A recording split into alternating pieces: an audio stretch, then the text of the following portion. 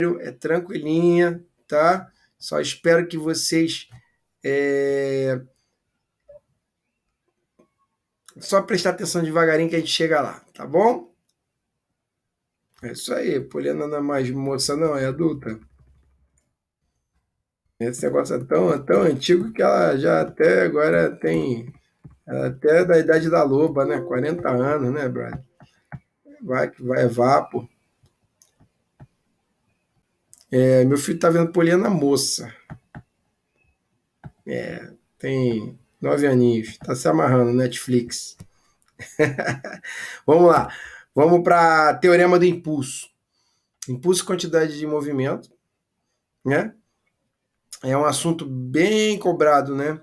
E a conservação também desse, né? Mas primeiro vamos iniciar com a compreensão do que é impulso, né? Impulso é uma grandeza, tá?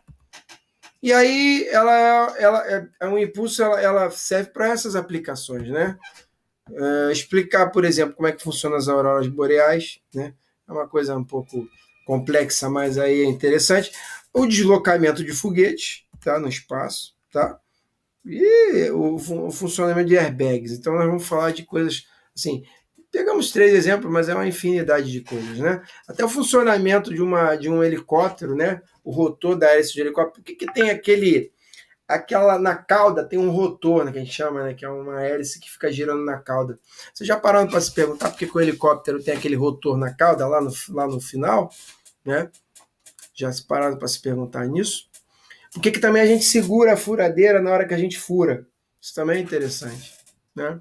E uma coisa interessante, quando a gente vai se deslocar, pular de um barco para o cais, o barco vai para trás, né?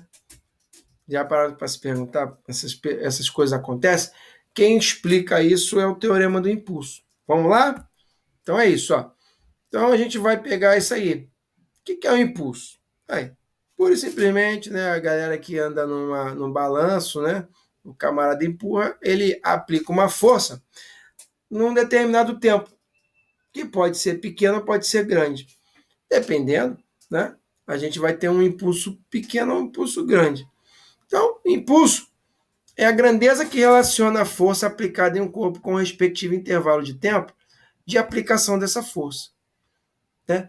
Trocando em miúdos, impulso, uma grandeza chamada I, perceba que ela é um vetor, né? É um vetor, é o produto da força aplicada multiplicada pelo tempo, tá bom? Ok? Beleza? E aí, simples assim, produto da força vezes o tempo. Tempo em segundos, força em newtons, vai dar um impulso que vai ser em newton segundo. Não tem um nome especial, não. Beleza? Pura e simplesmente. Ele é uma grandeza vetorial, ou então tem essas 3 informações: intensidade, direção e sentido, né? Para ser determinado. Então, quando a gente empurra um carro, quanto maior a intensidade da força e o tempo de atuação dessa força, maior será o impulso aplicado no carro, né? Quando um carro morre, por exemplo, uma Ferrari morre, e o dono do carro, né, tá meio apertado de dinheiro, né, que não fez a mecânica legal no Ferrari, ele vai e empurra a Ferrari, né? Ela vai adquirir velocidade, mas perceba que ele tem que andar um trechinho para empurrar aquela máquina, daqui a pouco ela vai andando, daqui a pouco ela está com uma velocidade a ponto da gente engatar a segunda ali e o carro tentar pegar, não é isso? Isso é impulso. Ficou clara essa informação? A aplicação da força em um determinado tempo, não é? Ok? Quanto maior o tempo aplicado essa força, maior o impulso. E quanto maior a força aplicada, maior o impulso também. Agora, quanto mais tempo você levar, menor vai ser a força, né? Que essas coisas são inversamente proporcionais uma das outras ali pela fórmula, tá bom? Maravilha? Simples assim. Vamos ver aqui. O impulso possui a mesma direção e sentido que a força de aplicação, sempre. Não é força dissipativa, e sim força conservativa, tá bom? A gente vai ver por que é conservativa. Fica tranquilo que é um assunto lá para frente. Por exemplo, os canhões de longo alcance possuem canos compridos, né? Aqueles canhões lá do século XVI, né? Pois quanto mais longo for, maior a velocidade de saída da bala. Por que isso? A força aplicada nesse projétil, que é esse canhão aqui, né, atua nele, o quê? Por um tempo maior, aumentando o impulso exercido pelo projétil. Ou seja, quando você dispara aqui o pavio e a pólvora, né, pega fogo e aí dá o impulso, perceba que o tempo que ela leva para sair daqui até aqui é um pouco grande. E aí ela vai aumentando o seu impulso a cada tempo disso. Ficou claro isso? Por isso que eles têm esses canos bem longos, né? Um canhão tem um cano bem longo, né? Esses antigos, né? Sabe que a gente vê muito, sabe aonde? No Forte Copacabana. Vocês verem, tem bastante desse cara aí, né? Lá em Copacabana tem um museu do Exército. E você vê bastante desses canhões aí utilizados no século XVI, XVII. Muito utilizado. Até início do XVIII também. Olha aqui. A carabina é uma arma de recuo longo, tá vendo? Cano longo, na verdade. Isso aqui faz o impulso dela aumentar. E aí esse projétil atinge uma velocidade absurdamente alta. Maior do que o revólver, que tem um cano curto. Tá? Uma pistola, por exemplo. Ficou claro isso? Estamos só falando de arma aqui, né? Vamos para... Mas é para a gente fazer um comparativo. O impulso, né? Ele é o produto da força vezes distância, então num gráfico força vezes tempo, força vezes distância, perdão, força vezes tempo, força vezes distância é energia. Força vezes tempo, num gráfico força vezes tempo, né? A intensidade do impulso ela vai ser calculada através da área, né? Porque isso vezes isso, num gráfico, né? Numa coordenada cartesiana, você vai ter a área calculada disso, nesse intervalo de tempo aqui, ó, ΔT, ó, que é T1 menos T2. T inicial, T final. Beleza, pessoal? Então, o impulso é numericamente igual ao cálculo do valor da área calculada nesse gráfico F vezes T. Caiu questões especialistas em relação a isso, tá bom? Nós vamos ver. Então, impulso é um conteúdo e quantidade de movimento é outra grandeza. Porém, essas coisas elas são amarradas, né? São dois conceitos diferentes, mas estão interligados. Vamos ver o que é quantidade de movimento, então. O que é mais difícil? Parar um caminhão pesado ou um carro que esteja se movendo com a mesma velocidade? Ele quer saber o seguinte: esse cara aqui e esse cara aqui, na hora de parar ele, né, de se frear, quem é que vai levar mais tempo para parar, né? O caminhão ou um caminhão pesado ou um carro, né? Atingida as mesmas velocidades. Caminhão. Por quê? Porque ele tem muito mais inércia, né? Muito mais massa para você parar. E a gente sabe que pela primeira lei de Newton, a lei da inércia, né? Quanto um corpo em movimento, ele tende a permanecer em movimento, né? Vai dar medida da inércia dele, né? Quanto mais inércia ele tiver, mais difícil vai ser parar ele. Então, o caminhão seria essa resposta, né? Isso aí ficou claro, muito bem, né? Quanto ele tem maior massa, mais inércia, consequentemente, maior quantidade de movimento. Mas afinal, que raio é esse de quantidade de movimento? O que quer dizer isso? Né? Vamos lá. Grandeza que relaciona a massa de um corpo com a sua respectiva velocidade. Simples assim, né? Aqui tem uma tirinha que fala assim, ó: não existem inimigos grandes ou pequenos. Trato todos do mesmo modo. Aí que tem um cachorro, aquele chutou, mas os pequenos vão mais longe. Ai, coitado. Maldade. Bichinho. Grandeza relaciona a massa pela sua velocidade. Produto, né? Aí. Simples assim. Impulso era força vezes tempo. Quantidade de movimento é o produto da massa em quilogramas vezes a velocidade de metro por segundo. Também simples assim. Mesma coisa, né? Funçãozinha do primeiro grau, como a gente tem a mania, né? A quantidade de movimento também é uma grandeza vetorial. O impulso é vetorial e a quantidade de movimento também é vetorial, tá bom? Já sabemos. E aí, galera, ó, ela possui a mesma direção e sentido, né? Também. Q sempre vai estar no mesmo sentido de V, tá bom? Percebam que há uma equivalência, sentido, tá? Direção também. Percebam que há uma equivalência entre as unidades de impulso e quantidade de movimento. Essas coisas se amarram, como eu falei para vocês.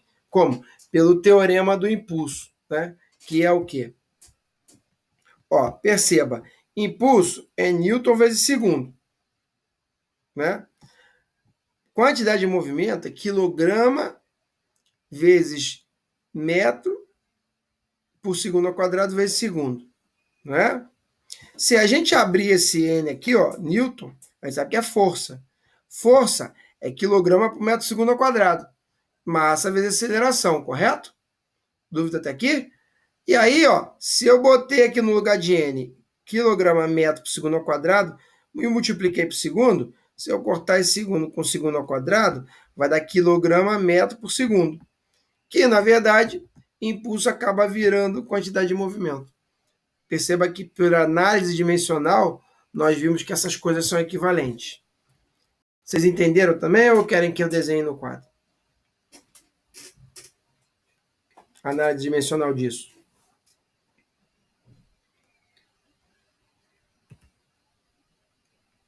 Então, se essas coisas são equivalentes em grandezas, o teorema do impulso ele vai dizer o seguinte: o que é um teorema do impulso? O impulso da resultante das forças que atuam sobre o corpo num determinado intervalo de tempo é igual à variação da quantidade de movimento do corpo no mesmo intervalo de tempo.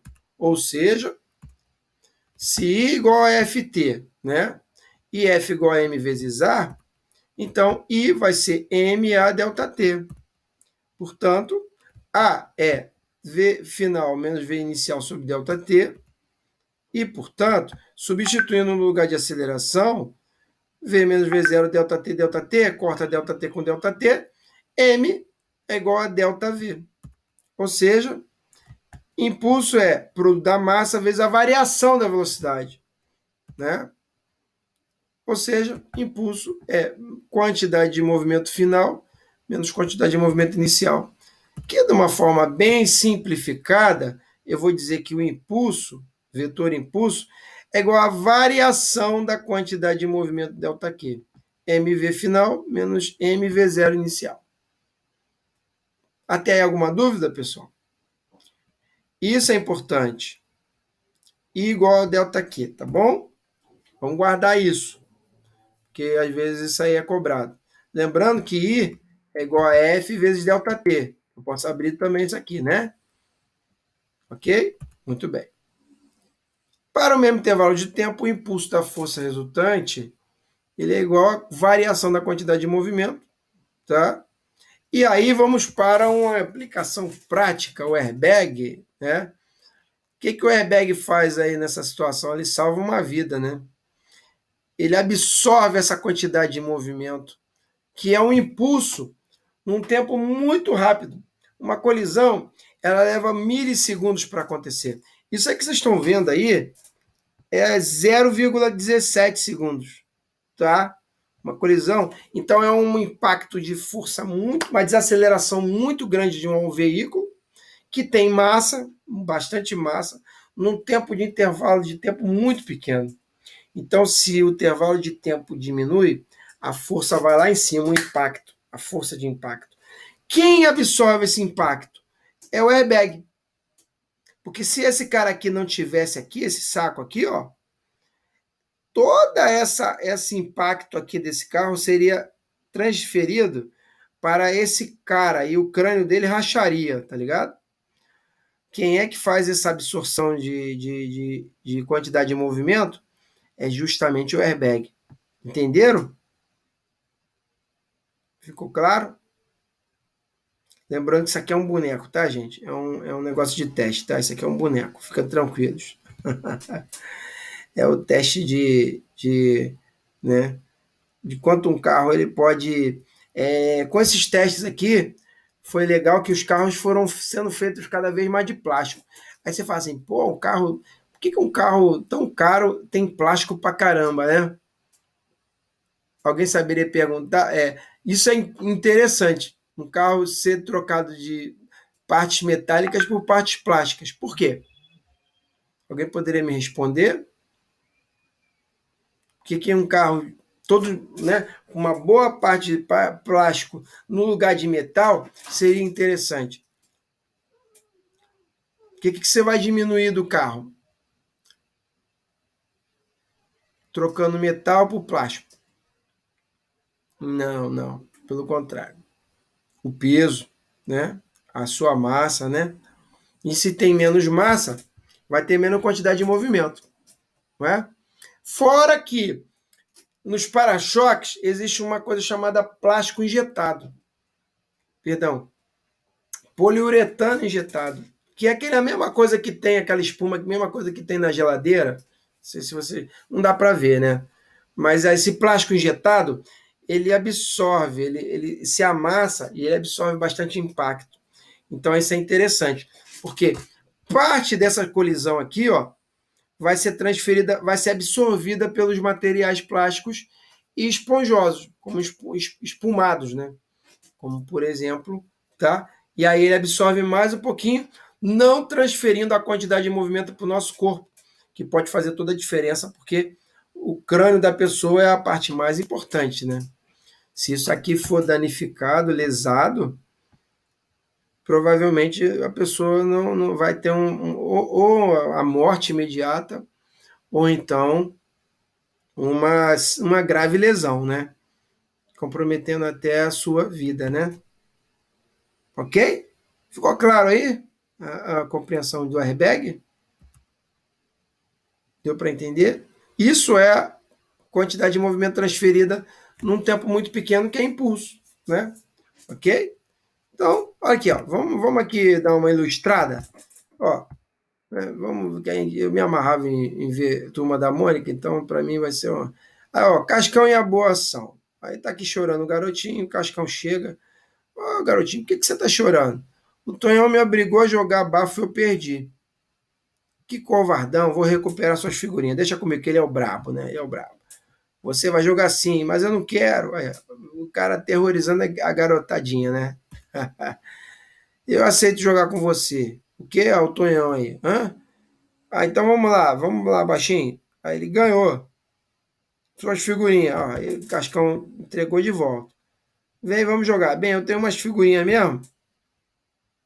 Aí o molequinho foi e ganhou do Cascão. O Cascão, mas como assim tu perdeu pro Tonhão? Por que você ganhou de mim? Né? Olha aí. Isso aí vai ter uma conservação. O que significa isso aí? Né? Do bafo. Né? O que é o bafo? Você vem e bate, né? E aí você tem que fazer meio que um vácuo na parada para virar a figurinha de cabeça para baixo. O que virar, você pega para você, né? Não sei se vocês já jogaram bafo, né? Tá na época agora das figurinhas da Copa do Mundo, né? Então, uma coisa aí se conserva. O que seria? A quantidade de movimento. Por quê? Você tem aquela massa e você tem ali, ó, uma velocidade né, na massa que você aplica. Quanto mais rápido você fizer isso, né, perceba que I igual a F vezes ΔT. Quanto menor o tempo, maior o impulso. Né? Quanto menor o tempo, menor o impulso, mas maior a força. Entenderam? Então você vai ter um impulso grandão com um tempo muito pequenininho. Não sei se vocês perceberam para entender. Né? É isso que vai fazer com que a figurinha gire. Entendeu? Então, na hora do bafo, qual é o macete do bafo? Bota as figurinhas em cima de uma coisa e vai rapidão. Faz assim. Se você fizer isso aqui, ó, assim, aí que não vai virar mesmo, né? Mas se você for rapidão, assim, ó, pá, né? Quanto mais rápido você for, mais você aplica o impulso na figurinha. Ficou claro isso aí? Não sei se eu me fiz entender. Né? Porque I é igual a F vezes ΔT. Diminuiu ΔT, aumentou F. Entenderam? É a mesma coisa quando um cara bate uma falta. Às vezes, uma cobrança de falta com a bola. Tinha um camarada na década de 90, não sei agora quem é o cara brabo nisso, mas na década de 90 tinha um cara chamado Branco, que foi da seleção de 94. Pô, o cara batia falta, que era um deboche. Né? Ele dava um chute na bola e a bola atingia 140 e tantos quilômetros por hora. Coisa que no jogador normal não conseguia fazer isso. Outro cara também que fazia isso é um cara chamado Roberto Carlos. Cara, assim, para as meninas esse assunto não é muito gostoso, mas eu queria que vocês vissem a cobrança de falta desses caras. Era um negócio absurdo. Isso também tem a ver com uma pergunta que eu quero fazer para vocês. Parece que não, mas isso tem tudo a ver com o que a gente está estudando. Pode ser? Posso levar lá? Olha aqui. Cobrança, eu vou ver que se tem na internet. Com certeza tem. De falta de Roberto Carlos e Branco. Velocidade. Vamos lá. Roberto Carlos, na cobrança de falta, era quase certeza de gol. Olha a bola, olha isso aí. Essa bola aí de Roberto Carlos, gente, vocês estão vendo? Estão conseguindo enxergar? Ela atingiu 215 km por hora, essa bola aí. Ela até deformou essa bola. Era um negócio absurdo. Esse cara fazia coisas assim, por 215 km por hora. A perna do cara era desse tamanho, para começar a história. E ele tinha muita massa muscular. E ele sabia bater falta. Como é que essas bolas dele atingiam 215 km por hora?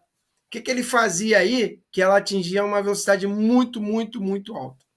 Diferente de muita gente. Quem pode me responder essa? Aí tem tudo a ver com a física, tá vendo? Uma pancada seca. Ah, moleque, é isso aí. Mas o que é a pancada seca na fórmula F delta T, o Yuli? O que é a pancada seca nessa fórmula? F multiplicado por delta T. Olha ele aqui. Esse cara que é o Roberto Carlos, ó.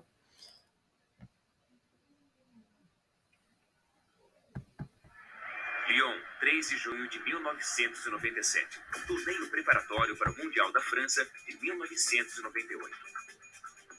Brasil, o campeão do mundo, enfrentava os donos da casa e se acreditava que seria uma prévia da final da Copa. Aos 23... Há muita tecnologia envolvida na tentativa de explicar esse tipo de cobrança. Vamos lá. Só um pouquinho, só para vocês entenderem como é que esse cara fazia. Cara, era um negócio incrível. Ó. Olha as bolas. Uma coisa interessante, ele cobrava a falta fora da grande área, tá? Que dava uns 40, 30 e poucos metros. Carlos conseguiu que a bola mudasse sua trajetória do ar. Há muita tecnologia envolvida na tentativa de explicar esse tipo de cobrança fenomenal, explicar a trajetória da bola e compreender as estratégias dos jogadores ao chutar. Retomando os exemplos clássicos, como a cobrança de tiro livre do Roberto Carlos contra a França, o que ele fez foi chutar a bola com o pé esquerdo, com a parte externa do pé. Isso gerou um grande movimento giratório, e esse movimento gerou uma força aerodinâmica que empurrou a bola para a esquerda. Deslocando-se velozmente a mais de 30 metros por segundo e girando rapidamente a 600 revoluções por minuto, a bola cria uma diferença de pressão. O lado que gira em direção oposta ao movimento cria uma área de alta pressão que leva a bola para o lado oposto. Esse comportamento da bola, num percurso de 32 metros, gera uma alteração de até 4 metros na trajetória. É uma distância suficiente para enganar o goleiro. Isso significa o goleiro nem viu nada. O goleiro só acompanhou com o olho, né, mano? É um negócio incrível. Mas com essa força aerodinâmica que empurrou a bola para a esquerda. A bola fez aquela curva incrível e acabou entrando no gol. E o Barthez nem fazia ideia do que estava acontecendo.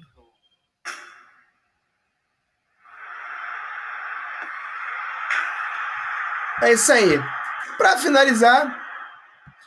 finalizar, eu queria que vocês vissem uma cobrança do Branco na Copa do Mundo de 94. Essa eu acompanhei. Essa eu estava aqui para ver. Cobrança também foi a mesma coisa, 200 e tantos quilômetros por hora. Branco. Na Copa de 94. Vamos ver se a gente encontra aqui.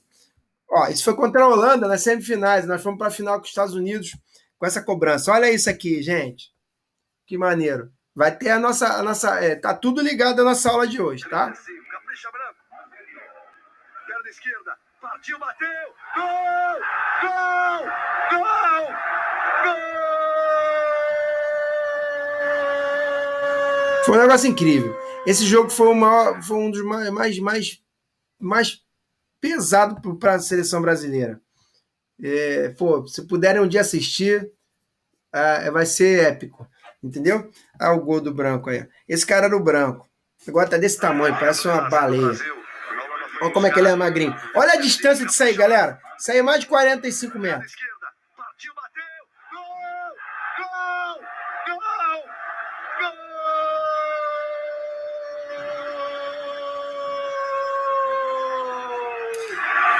E aí a pergunta que não quer se calar. Como é que isso aí é feito? Né? Aí ele falou de diferença de pressão, os caramba. Cara, eles fazem simplesmente, eles dão uma pancada seca, que é bater na bola num tempo muito curto, mas muito curto. Isso ninguém ensina para o cara, né? Ele leva alguns milissegundos, né? Ou até menos que isso, batendo na bola, porque quando ele diminui a força vai lá em cima. A bola se deforma, né? Com aquela quantidade de movimento, né? Que se tornou um impulso, e quando ela se deforma, ela faz um outro formato de bola, ela não fica redondinha. Ela vai fazendo uma... E aí, quando ela vem, ela muda a trajetória. Então, ela, ao invés de seguir reto, né, simetricamente, ela vai amassar para um lado, e aí ela vai começar a ficar assimétrica. Então, ela vai girar para um lado onde ela tem menos área. Entendeu? Isso vem do impulso da quantidade de movimento. Né? Por que vem do impulso da quantidade de movimento? Porque se I é igual a F delta T, né? Se ele dá essa pancada seca aí, né, que o Euler falou, ele jogou uma grande força no intervalo muito pequenininho, né? Então ele diminuiu isso para isso aqui explodir. E isso aqui explodindo, explode isso. Entenderam? E quando isso aqui explode, transfere para quem? Para a massa da bola que se deforma, porque ela não consegue, ela recebe uma força tão alta que ela muda o formato dela. Se ela muda o formato e recebe esse impulso alto, ela também aumenta a velocidade. E essas velocidades, né, 215 km por hora. Ficou claro isso? Todo mundo conseguiu entender aí a dinâmica do impulso da quantidade de movimento? É um exemplo clássico. Essas cobranças de falta com altíssima velocidade. Beleza? Dúvida até aí? Muito bem. Se vocês entenderam, ótimo. Podemos avançar. Então vamos lá. O bafo também é essa situação, né? Quanto mais rápido você fizer aquilo, mais impulso você transmite. E a velocidade aumenta e você vai gerar um vácuo que vai inverter a figurinha, né? Então é isso, galera. Né? Aí essa coisa se conserva. De que forma? Se você aplica uma quantidade de movimento para aquilo, ela pode se dividir, mas ela se divide em partes, né, que somadas dá a quantidade inicial daquela quantidade de movimento impressa. Exemplo, quando uma granada explode, né? Ela explode e ela lança tudo que é fragmento para tudo quanto é lado, né? Bem, ela ali gerou uma explosão, né? Uma liberação muito rápida de energia, de forma que cada fragmento daquele pega uma quantidadezinha de movimento. Então, se tem 600 pedaços, né? A quantidade inicial, que era, vamos dizer, 1.000 newtons-metros, 600 pedaços iguais, vão pegar, né, 600 partes de 1.000. Não é isso? Entenderam aí? De forma que a soma daquelas coisas que se lançam né, vai ser a quantidade final. E quanto menor a massa, essa massinha vai mais longe ou fica mais perto da granada quando ela explodiu originalmente? Quanto menor a massa desse fragmento, quanto menorzinho esse fragmento, ele vai mais longe ou fica mais próximo da onde se explodiu? O que vocês acham?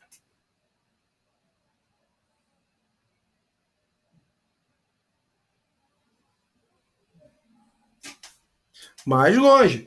Por quê? Massa vezes velocidade. Você diminuiu a massa, você tem uma velocidade absurda. E quanto mais velocidade você tem, mais energia cinética você imprime. Energia cinética é movimento, então ela vai mais longe. Tá ok? Em que fragmentos maiores vão mais próximo. Isso é fato a gente conseguir compreender instintivamente pela fórmula, né? Tá, beleza? É isso aí. A aurora boreal também tem isso, né? São fragmentos, né, de raios cósmicos, que são partículas pequenininhas, né? Correto? Ou partículas carregadas do vento solar aceleradas por linha de campo magnético. A linha de campo magnético é que vai levar essa trajetória ela andar, né? Perceba que aqui tem uma curva, né? Porque as linhas do campo magnético elas acompanham essa linha do campo magnético, né? Transmitindo aquela partícula, né? Ou seja, meio que transformando a energia magnética em energia de movimento, tá bom? Isso também tem a ver com a quantidade de movimento. As colisões, né? Tem um asteroide, né? Na Terra, né? Isso aqui parece que foi em 65 milhões de anos atrás, com a extinção dos dinossauros, né? Uma colisão, que é uma coisa que a gente vai falar daqui mais detalhadamente para frente, é uma interação com duração limitada entre dois ou mais corpos. Numa colisão, a troca de quantidade de movimento e energia em consequência de sua interação. Então, isso aqui está numa velocidade com uma energia absurda, ela é freada bruscamente, ela vai transmitir toda a sua energia cinética da interrupção do seu movimento para a massa maior, que vai absorver aquilo. Então, há uma transferência e se conserva certa coisa. O que se conserva nesse caso? A quantidade de movimento desse cara aqui, que é freado de, vamos dizer, de 27 mil quilômetros para zero em alguns segundos, né? O que vai transmitir uma baita de uma quantidade de movimento para esse cara aqui, a ponto de deslocar até ele, né? Mesma coisa acontece com as bolinhas, as bolas de sinuca, né? Você vem com uma bolinha de sinuca e pec, né? O que você fez ali? Você aplicou um impulso naquela bola branca, né? Da sinuca, né? Ela vai girar, atingir velocidade, né? Que você deu um impulso ali, uma força aplicada num tempo curto. Ela girou, bateu em outras. Aí elas se espalham, né? Significa o seguinte, a quantidade de movimento da bola branca vai se espalhar por todas aquelas bolinhas, né? E o cara que joga bem sinuca, ele afasta essas bolas com uma maestria maior do que quem não joga muita sinuca. Por quê? Porque ele tem esse macete do taco com uma força rápida num tempo muito curtinho. Beleza? Tá ficando claro aí, pessoal? Colisões de carro também isso acontece, né? E por aí, olha o exemplo da sinuca, ó. Bateu aqui, transferiu o impulso para cá. Isso vai girar, vai transferir a quantidade de movimento para essa, e elas vão se espalhar. De forma que a soma da quantidade total é igual à quantidade de movimento inicial dessa bolinha aqui que transferiu para todas as outras. Beleza? E aí existem dois tipos de colisão, né? Na verdade, três, né? A perfeitamente inelástica, que é quando o carro bate e gruda, ou seja, somam-se as massas, ou a colisão elástica, que ela bate, para e transfere toda a quantidade de movimento para esse caminhão. Entenderam isso aqui? Então, essa aqui é uma colisão perfeitamente inelástica, ou seja, duas massinhas, quando elas se juntam, elas colam e andam juntas, né? Uma coisa com uma massa maleável, né? E a bola de sinuca, ela tem uma certa elasticidade. Então, ela transfere a bola de forma que, às vezes, aquela bola transfere a quantidade de movimento e ela para. E as outras andam. Já perceberam isso? O cara taca, né, com um taco de sinuca, ele, tum, aí a bola vai, pá, ela para. Quando ela para, as outras andam. Significa que ela transferiu de forma perfeitamente elástica, né, a quantidade de movimento para outras massas. Ficou claro isso? Nós vamos entender isso melhor ao longo da aula. Então, existe uma coisa chamada coeficiente de restituição para isso. O que é o coeficiente de restituição? Isso é importante. É definido como sendo a razão entre a velocidade de afastamento e de aproximação. Ou seja, a que vem, né, vai se aproximar e aqui vai se afasta, correto? De forma que o E, que é esse coeficiente, é a relação entre a velocidade de quem se afastou, que é quem recebeu a quantidade de movimento, e a velocidade de aproximação, quem transferiu a quantidade de movimento. Então, na colisão elástica, a velocidade de afastamento é igual a de aproximação, então o coeficiente de restituição é igual a 1. Se isso é igual a isso, né? Então a gente corta, vira 1, né? A inelástica, a velocidade de afastamento é menor que a aproximação, então tem perda, correto? Na sua velocidade. Portanto, o coeficiente de restituição vai ficar entre 0 e 100%, ou 1, né? E a perfeitamente inelástica, né? A velocidade de afastamento é 0, né? Ou seja, o coeficiente de restituição é 0 também, tá bom? Muito importante isso aqui, tá? Depois nos exercícios a gente vai ver que isso aqui se aplica de forma bem interessante. Na verdade, nós vamos até ver algumas coisas agora. Por exemplo, a força que age em um corpo variou segundo o gráfico, né, dado. O impulso que a força imprimiu ao corpo foi D. Então, no gráfico força vezes tempo, nós calculamos o impulso através do quê? Do cálculo da área desse gráfico, né? E essa área aí, ela é similar ao quê, galera?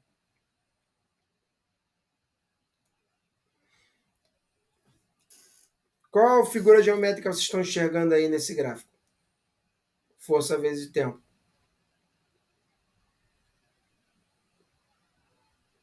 Um triângulo retângulo, né? Que vai ter de base 10, a altura 30. E a gente sabe que a área de um triângulo é base vezes a altura sobre 2. Portanto, 30 vezes 10, que dá 300, dividido por 2 dá 150 newtons-segundos. Difícil isso? Tranquilo? Isso aí cai de vez em quando. Beleza? Ok. Aí, ó, o exercício 2 já é da colisões perfeitamente inelástica, né? Na superfície de um lago congelado, considere nulo o atrito. Um menino de 40 quilos empurra um homem de 80, tá? Se este adquirir a velocidade de 0,25 metros por segundo, o menino, ele escorregará, aí já tem aqui os exercícios, né? Mas vamos ver isso aqui, por exemplo, ó, tendo essas informações. O menino tem massa 40 quilos. Ele empurra um de 80, tá? Agora, quem tem menor massa vai ter maior velocidade, concordam comigo? Quem tem menor massa vai ter maior velocidade. Quem tem maior massa vai ter menor velocidade. De forma que, quando ocorre essa interação, a quantidade de movimento inicial é igual à quantidade de movimento final. Ela se conserva, lembra que a gente falou? Assim como a energia. Né? Então, o que antes é igual ao que depois. Perceberam isso? Ficou difícil entender isso que eu falei agora?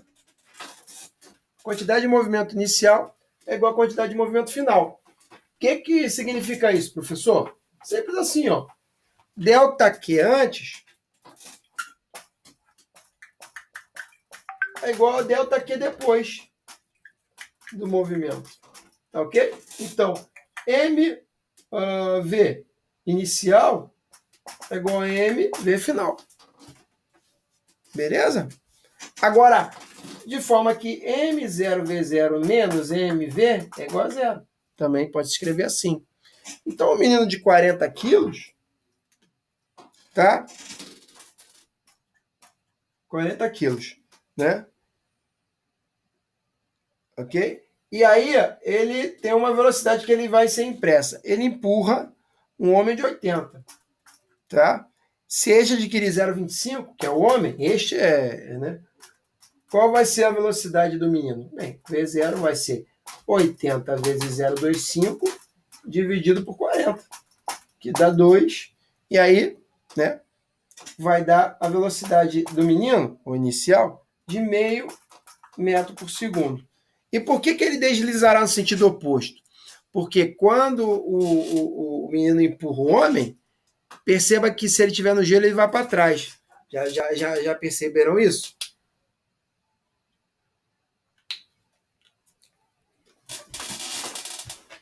Né? Quando você empurra uma pessoa, você recua. Né? Mesma coisa é quando a gente atira com uma espingarda. Quando o projétil vai para frente, o que acontece com a espingarda? Naturalmente. Ela dá um leve recuo para trás. Já perceberam isso?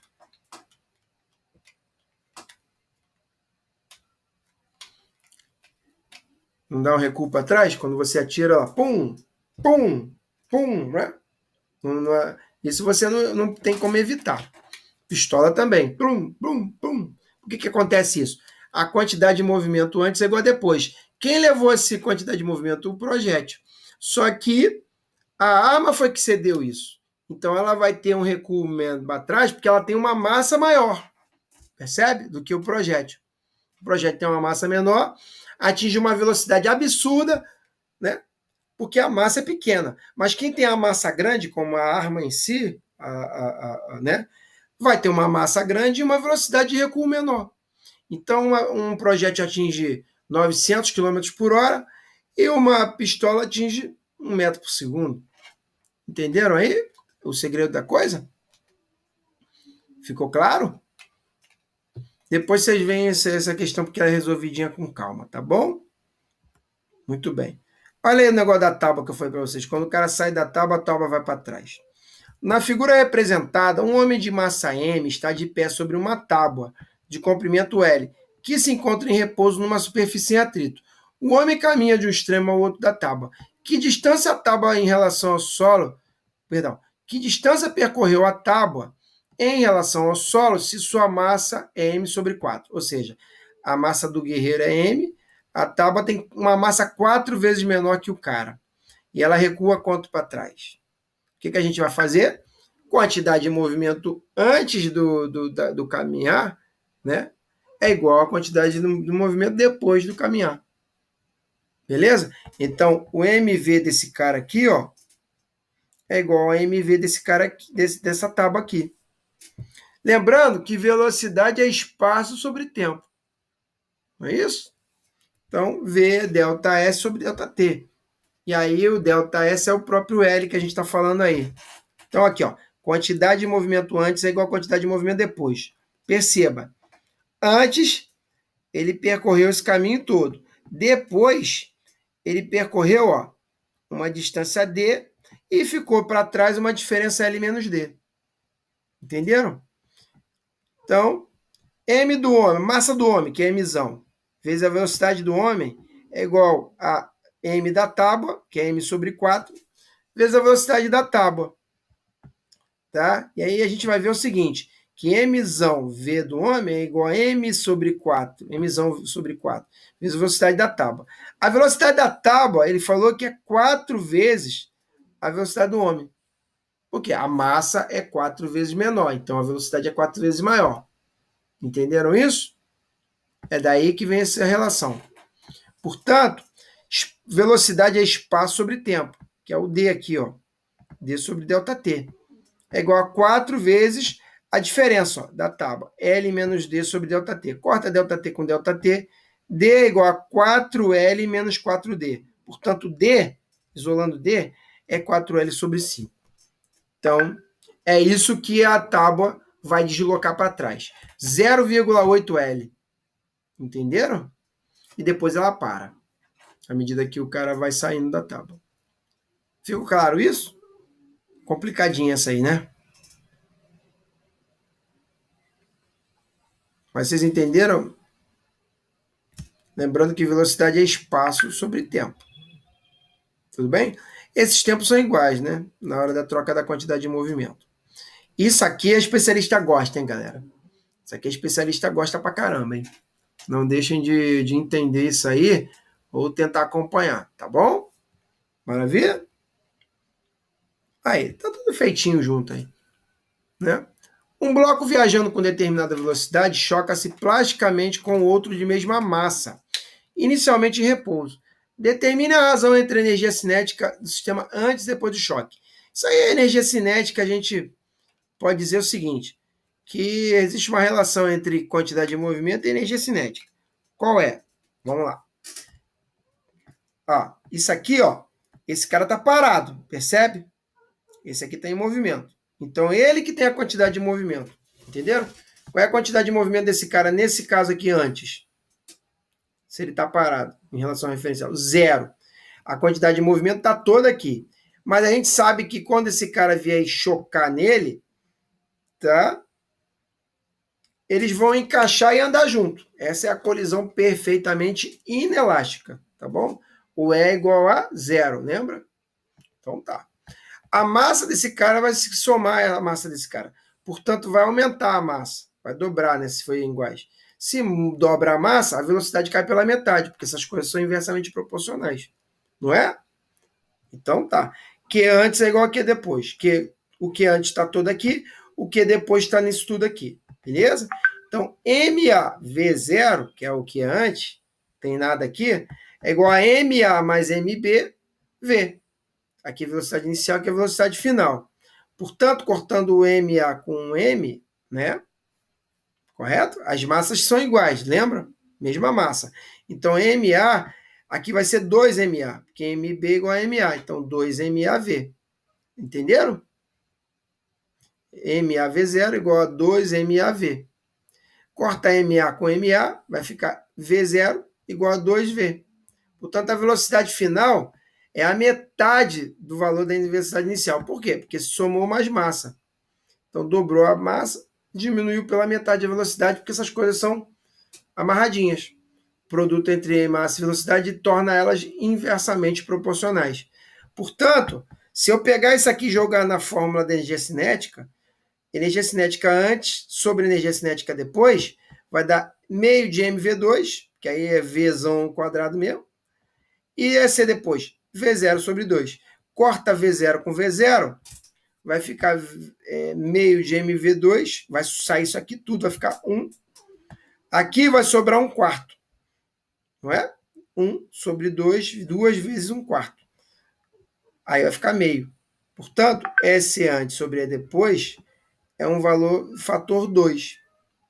Entenderam? Então, a energia cinética antes é 2 vezes maior que a energia cinética após o contato. A gente vai. Isso aqui são exercícios resolvidos, então a gente está pegando o feeling, né? E por aí vai. Vamos lá. Vamos fazer isso aí juntos também. Pegando os bisus, para a gente depois fazer os exercícios juntos. Um pequeno vagão de massa de 90 kg rola a velocidade de 10 metros por segundo. Então a quantidade inicial está aqui, né? Sobre um trilho horizontal. Num determinado instante cai verticalmente de uma correia transportadora sobre o vagão um saco de areia. Aqui. 60 kg nela. Pau! Então vai somar essa massa com essa massa, não é? Que vai diminuir a velocidade. Né?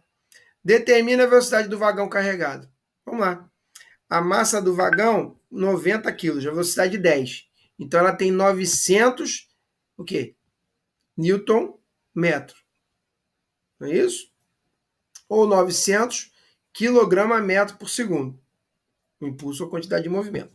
Certo? Aqui, 90 vezes 10 é o que antes. Depois vem um saco de cimento, né? Saco de areia, perdão. Vai somar com ele tem 60 quilos. Então, 9 mais 6 dá 15. 7,50. E aí, qual é a velocidade que ele vai mudar, atingir aqui? Ué, que antes é igual a que depois. Ó, 900, que é esse cara aqui, é igual a 90 mais 60 vezes a velocidade que tem agora. Portanto, isolando V, vai dar 900 sobre 150. E 900 sobre 150 dá 6. 6 o quê? Metros por segundo. Difícil isso?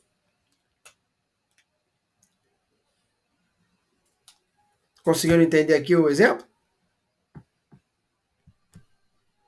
Ok. E aí, ó, depois a gente faz essa aí. Não, vou fazer agora.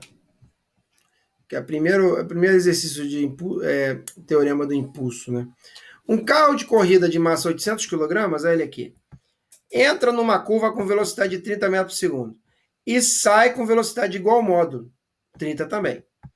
Porém, numa direção perpendicular inicial, tendo a sua velocidade sofrido uma rotação de 90 graus. Determine a intensidade do impulso recebido pelo carro. E aí? Impulso é igual a variação da quantidade de movimento. Não é isso? Massa vezes velocidade. Final menos massa vezes velocidade inicial. A final está aqui, a inicial está aqui. Não é isso? Mas perceba que aqui vai ter uma defasagem de 90 graus. Então é o vetor. Não é? O que a gente vai ter que fazer?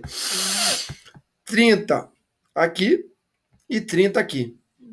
Só que a resultante da velocidade vai dar para cá. Então, vai ser 30 ao quadrado mais 30 ao quadrado, vai ser 900 mais 900, que é 1.800. E aí, como isso aqui é a hipotenusa ao quadrado, a hipotenusa ao quadrado é igual à soma do quadrado dos catetos, V0 ao quadrado mais V ao quadrado é igual a delta V ao quadrado. 900 mais 900 dá 1.800. Raiz de 1.800 dá 800 vezes, não, perdão, 30 raiz de 2, né? Porque aqui é 900, sai 30 ao quadrado. E aqui é 1.800, fica o 2. Então, 30 raiz de 2 de velocidade vetorial nessa direção aqui, vezes a massa. Então, 800 vezes 30 raiz de 2 dá esse valor aqui, ó. 3,39 vezes 10 elevado à quarta newton por segundo. Ficou claro isso aqui? Isso aqui já envolve vetores, tá vendo? Já complica um pouquinho a nossa vida. Por isso que a gente está fazendo esses exercícios prontos aqui, antes de pegar os exercícios, né? Desafio, tá bom? Olha que legal isso aqui. Também é interessante. É que antes igual que depois. Conservando, né? Isso aqui é conservação. Uma bala, um projétil, né, de 0,20 kg, já está no SI, tem velocidade horizontal de 300 metros por segundo. Bate e fica preso num bloco de madeira 1 kg, que estão em repouso num plano horizontal sem atrito. Determina a velocidade que o conjunto, bloco e bala começa a deslocar-se. Ó, isso aqui tem 0,20 kg, depois se junta 1 kg, então fica 1,2 kg, né? Mas isso é antes. O que é antes é 0,2 vezes 300, que dá quanto? 0,2 vezes 300. 60, né? Quilograma, metro por segundo. Isso é a quantidade, né, de movimento antes. E depois vai ser a massa disso aqui mais isso, que é 1,2, né? Multiplicado pela nova velocidade. Entenderam aqui? 0,2 vezes 300, que dá o quê?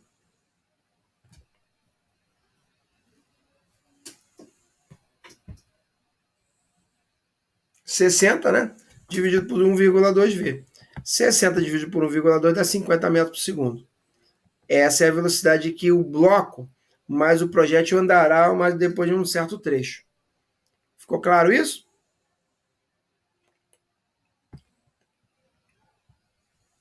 Difícil, galera, isso aí, compreender isso?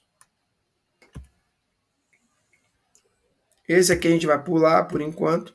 Fica como desafio para vocês tentarem entender isso aqui, tá bom? Maravilha, maravilha. E aí, a gente vai falar um pouquinho sobre mais avançado. Impulso é força vezes tempo, já vimos.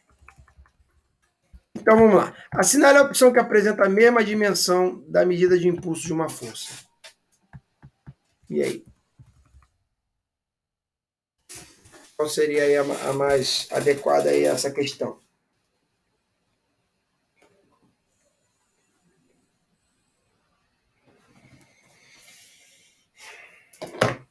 Façam rapidinho que eu vou aqui ver uma coisa, pessoal. Pensem aí e depois me dê a resposta. Menino bonito de pai. Menino bonito de pai. Cadê a mamãe?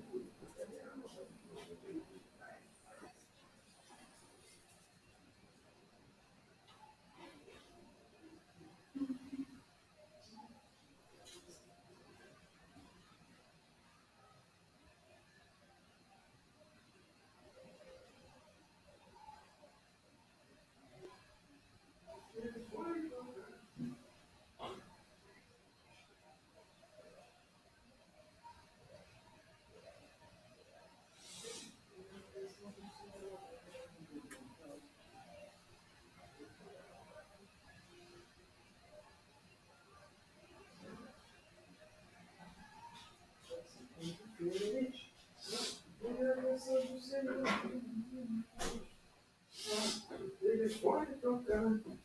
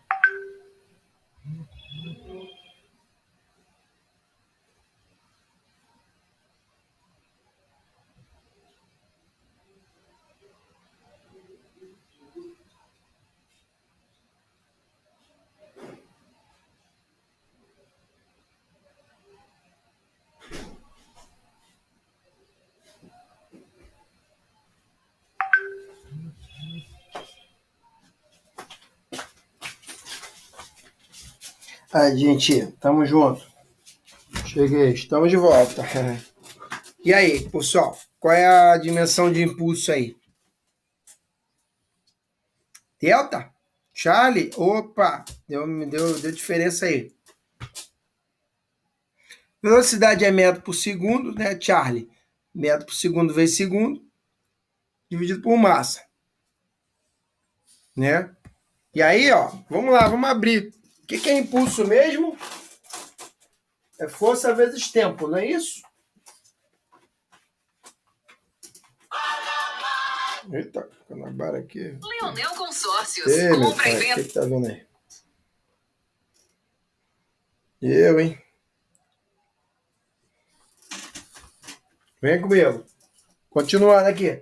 Impulso é força vezes tempo, não é isso? Portanto, impulso é massa vezes aceleração vezes tempo. Portanto, impulso é massa vezes espaço, velocidade sobre tempo vezes tempo. Correto? E aí, o que a gente pode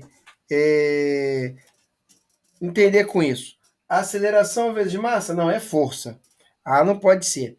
Aceleração vezes massa vezes comprimento? Também não. Velocidade, que aí seria isso aqui, ó.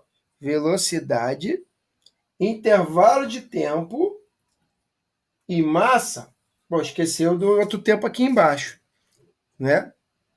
Aceleração, intervalo de tempo, massa. Então, aí seria correta aceleração, intervalo de tempo e massa, que é a opção delta. Estão vendo aí? Massa, aceleração, intervalo de tempo. Tudo multiplicado. Então, a opção delta correta. E quem falou delta aí? Oba! Isso aí, parabéns.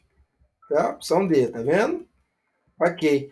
E essa aqui? Essa aqui também é interessantíssima, né? O gráfico abaixo mostra a intensidade de uma força aplicada por um corpo, perdão, no intervalo de tempo de 0 a 4 segundos. Ó, de 0 a 4 segundos. O impulso da força no intervalo especificado vale? Bem, só calcular essa área toda aqui, né? Vamos dividir ela em partes, ó. Perceba que isso aqui pode virar um trapézio, tá vendo? Trapézio, não isósceles, né? Trapézio escaleno. De base menor, 2. Base maior, 3. Altura, 20 sobre 2. Depois você calcula essa área do triângulo retângulo, que é a base vezes a altura sobre 2. Pegando essa área somada com essa, vai dar o valor do impulso. Querem tentar fazer? Tentem aí.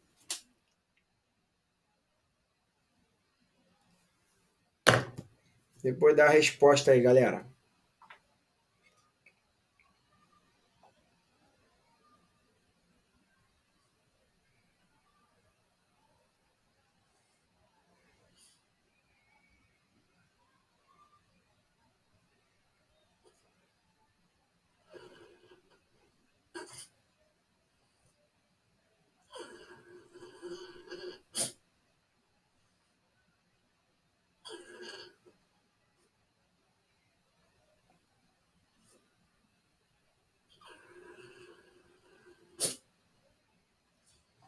Aí, coach. A primeira a achar a resposta aí me dá o valor, tá?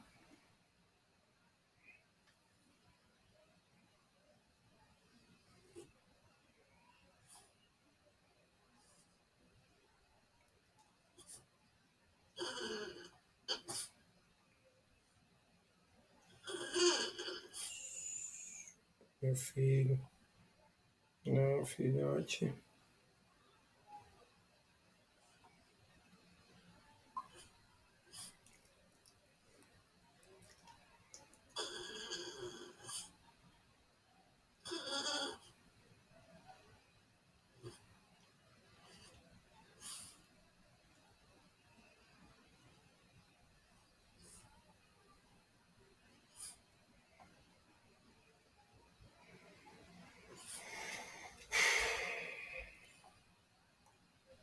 Charlie? Todos chegaram a Charlie e ele foi para Delta.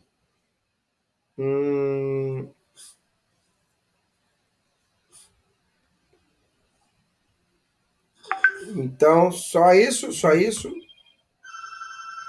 Só isso, galera. Charlie. Vamos lá. Base, 3, 2. Altura, 3. 2 mais 3, 5. Vezes 20.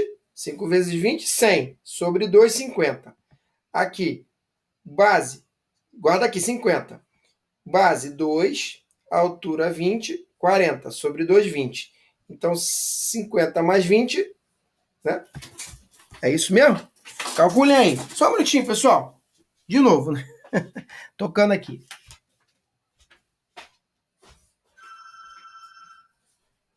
Pronto? Ô, meu irmão, pode subir? Passa um minutinho. Viu?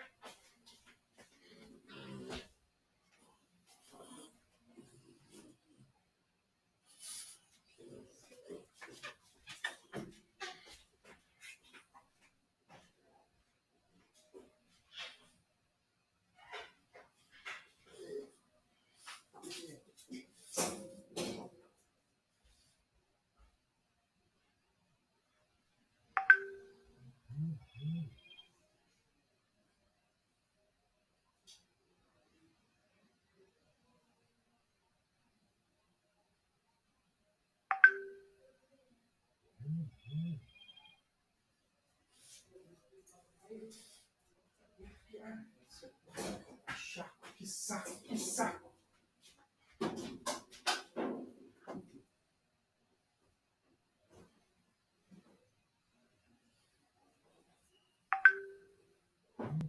Meu pai, tô fazendo merda.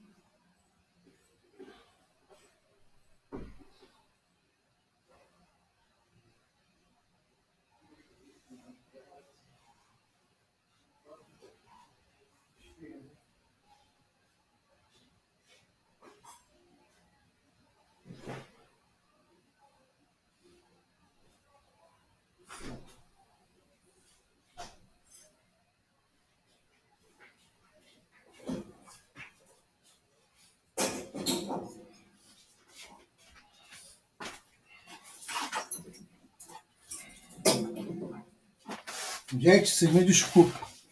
Eu tô todo enrolado. Ai, tinha que entregar um negócio para um amigo. Agora que ele chegou. Tava lá embaixo. Me desculpa. Vamos lá, de novo. Agora vai. Vamos entender essa aí. Ai, deixei vocês esperando, gente. Foi mal. Vamos lá. Ó, o gráfico abaixo mostra a intensidade de uma força, né? Ele quer um impulso. Impulso é força vezes tempo, né, Yuri? Portanto, é numericamente igual à área, né? Que bate aí o gráfico, né? A área desse gráfico. Perceba que a gente pode dividir esse gráfico num trapézio. Tá vendo aqui, ó? Um trapézio retângulo e num triângulo retângulo. Percebe? Isso aí você conseguiu identificar? Como é que se divide essa área? Então vai ser um trapézio retângulo e um triângulo retângulo. Vamos primeiro calcular a área do trapézio retângulo? Bem, o que a gente pode dizer aqui? Um trapézio retângulo, ele vai ter aqui como altura, conseguir enxergar aqui que é 20? Não é verdade? A base está aqui, ó, 10, né? Menor. E a base maior? Né? Percebe? Não, ou a base maior, menor está aqui, a base maior aqui. Bem, se a gente dizer que aqui é a altura, e realmente aqui é a altura, pode falar que a altura é aqui. Tá? A base menor vai ser aqui, a base maior vai ser aqui. Correto?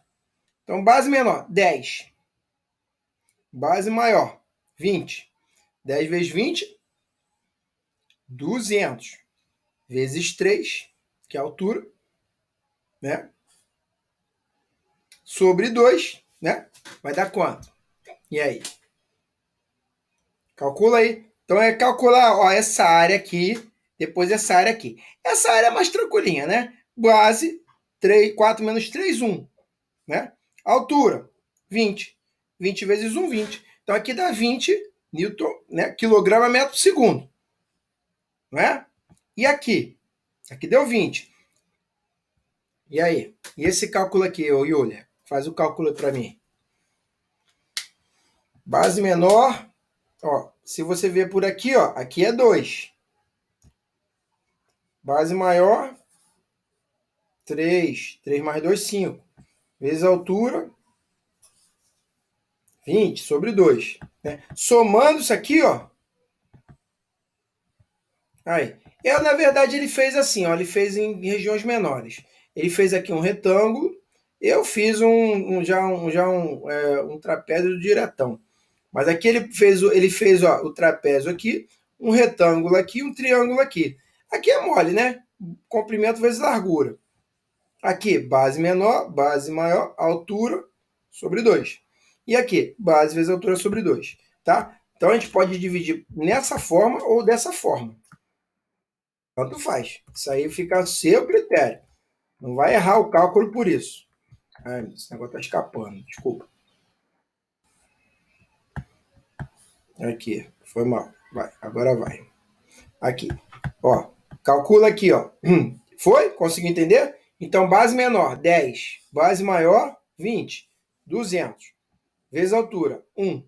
Né? Sobre 2. 100. Né? Aí aqui, ó. Esse aqui, comprimento vezes largura. 2 vezes 20. Né? E depois, base vezes altura sobre 2. Tá vendo aí? Então, a área 1 deu 15. A área 2 deu 40. E a área 3 deu 10. Se a gente somar 40 com 10... Ai, meu pai. O negócio aqui escapa, gente. Desculpa. Ó, 40 mais 15, 55. Mais 10, 65. Beleza? Então, opção Charlie. Quem falou Charlie acertou. Beleza? Simples. Isso aí cai de vez em quando, tá? Esses gráficos chatos.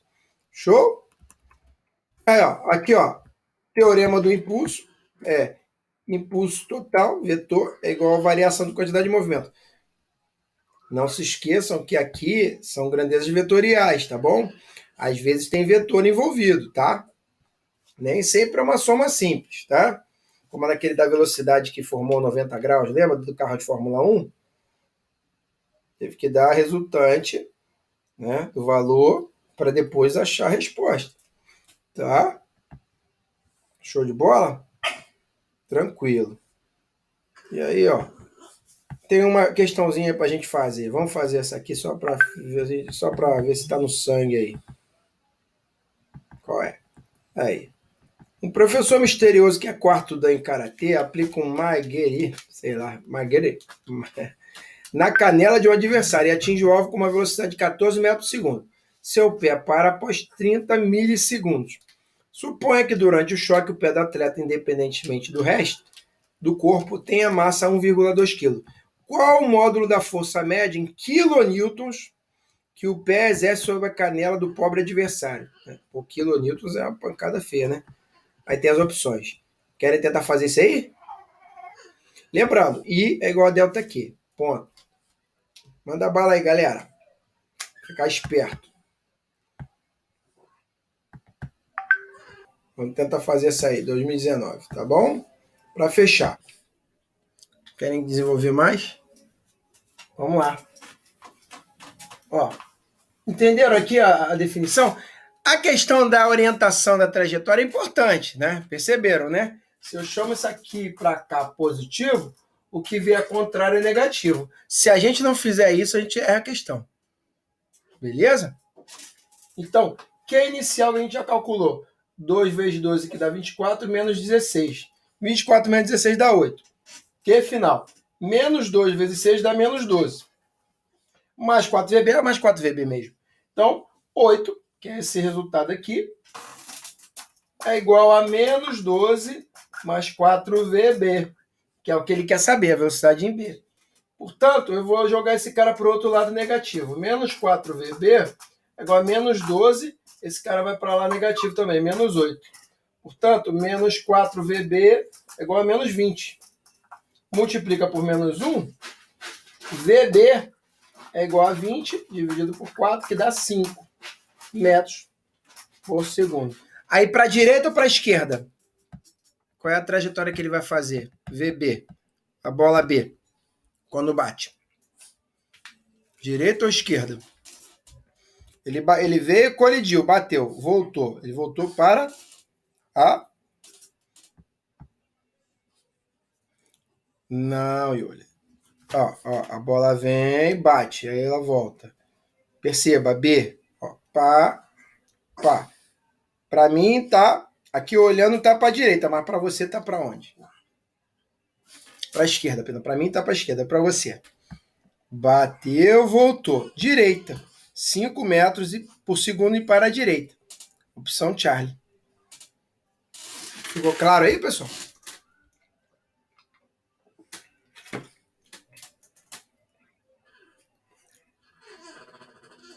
Entendeu? Todo mundo entendeu? Gustavinho, entendeu?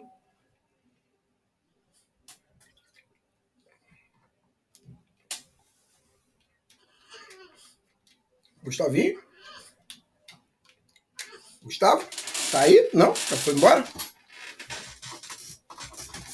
Foi? Todo mundo pescou aí essa aula? E isso é importante, tá? A orientação, tá? No sentido é positivo, o outro é negativo. É isso que mata a questão. Essa também é um tipo de questão que a especialista gosta de cobrar nesses níveis aqui, nesses módulos. Tá bom, pessoal? Na próxima aula, que é a nossa última aula do semestre, né? Nós vamos fazer mais exercícios desses níveis, tá bom? E vamos bater um papo e acabou o curso. Valeu? Nada que... Deixa eu parar aqui de gravar.